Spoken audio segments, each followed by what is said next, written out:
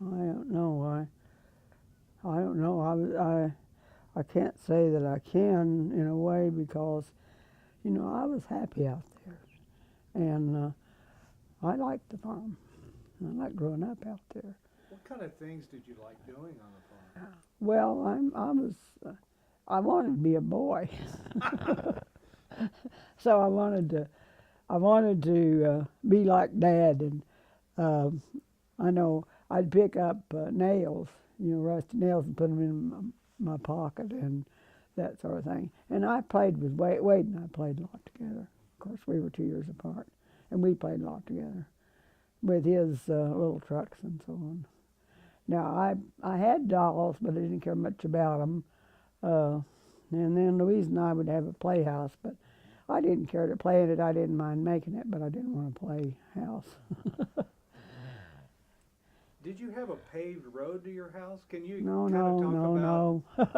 no, not at all. It wasn't. No, it was a gravel road.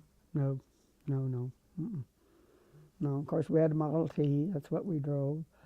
Uh, in the wintertime, had curtains on it, and we had to take comforters or quilts to put over us because, of course, there was no heat in it.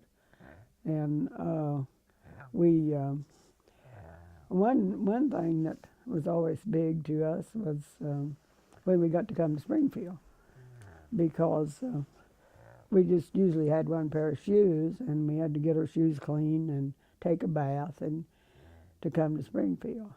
And that was a big deal. I can remember coming in the Model T, and then we came up. There wasn't any highway or anything, and we went up.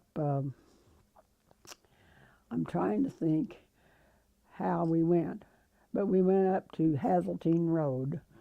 We up there, and then we went in town on Mount Vernon Street Road, and that's the way we went to town before there was any highways. And I I know there were several things that were important. Dad had a cousin that her husband run the streetcar, and sometimes we'd get to ride his car. We thought that was great, and his name was Kurt Richardson. And then occasionally, if there was money enough, there was a B&B, I believe you called it, a hamburger stand on College, close to the square, and Dad would buy hamburgers there, and we'd get to have a hamburger if there was money. And they had model markets, which were really good places to shop. Got things, and they would stop there, and sometimes get bananas or something that was a real treat to us, and buy bread. And of course, we didn't have bread. We had biscuits and uh, cornbread and that sort of thing. So that was a real treat to get to come to Springfield. And this is when I was very small. How about gardens? Did you have a garden? Oh heavens, yes, yes.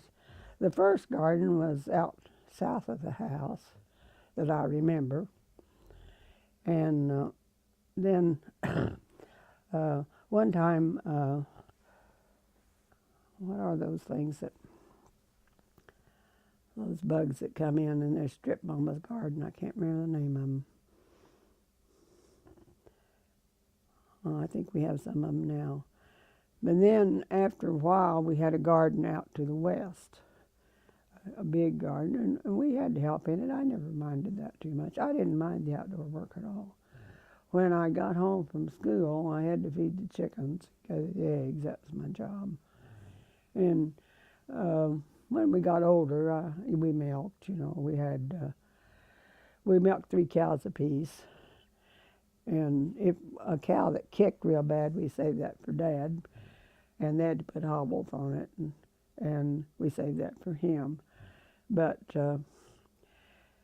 at first, we didn't have a well, and we had a cistern.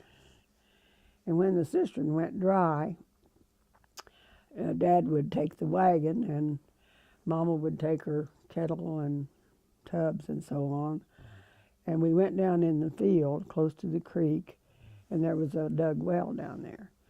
and she'd have to heat her water and wash there. We thought it was great because we got to play in the creek, but that was so terrible on her. You know, you don't have any idea how hard. We also had a swimming hole down there at the creek.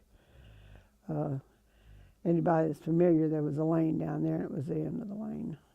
That is west of the house and north. How did you get to school? Well, we walked. Went to one-room country school, Prairie View. And the interesting thing about this, my dad and his sister went there when they were kids. And my grandfather, Brown, was on the school board. So, you know, I have a record of that. I went there through 7 grades, and then they had a brow of some kind, and I finished at St. Elmo, which was east of there. But at one time, I don't know how long, all 4 of us were in school together, in the country school together. How far did you walk to the first school? Oh, it was just about 3/4 of a mile, wasn't far. And sometimes we went through the field if we could. No, it wasn't. It was a great experience to go to a one-room country school. I wouldn't trade it for anything. How many children were in your classrooms? I don't know. I'd say probably about, 20 or 25 or something. There were, you know, families. I don't know whether I'd say that. Of course, we had pie suppers. We had where they made money, you know. The interesting thing, Louise and I wouldn't eat with anybody that bought our pies, so Dad always had to buy them, and he would. Tell me how a pie supper worked. Well, I think there was some entertainment, but all the ladies took pies, and then they auctioned them off. And of course, if a young man was interested in somebody, you know, they want to be sure and get her pie. So it was a money-making deal for the school. And we had programs. We had Christmas programs. We always had a program the last day of school. We had to participate, give speeches or in dialogues and that sort of thing. On Friday, most of the time, we sang hymns, you know, before school started. We pledged allegiance to the flag before we went in the building, and of course everybody took their lunch, and we played different games out on the playground. But it's a good experience to go to a one-room country school, as far as I'm concerned. And you learn from the older grades is what I've, you know, thought about in later years, that you're not just confined to that one thing you're learning. There were things that were difficult for me because I didn't like to get up before the crowd, but also being left-handed, I had a bit of a problem, but had some very patient teachers. And my first school teacher was Mrs. Wilhite, my first grade. The second one was Grace Sifferman, and she grew up about 5 miles west of the farm, and she was a wonderful teacher. How would your teacher get to school? Do you remember? I don't really remember. I know they had to start the fire and all that. You know, they had to build I don't know if she had a car. I guess she did. I don't really remember that. And then some of them would stay during the week with someone. Now, Uncle Jim Hood lived real close to the school. They had a very large house, and I think some of them maybe stayed there some. I'm not too sure. But it was, you know, it sounds like a bad time, but it was a good time. Can you tell me, when you were at the school, you had brothers and sisters, kind of tell about all of you going to school together. What grade would they be? I mean, how did were they all in the same building, all at the same Yes, time? it was just one room. Okay. And I don't know. I don't recall what grade Don was in when I started school, the oldest. I don't know.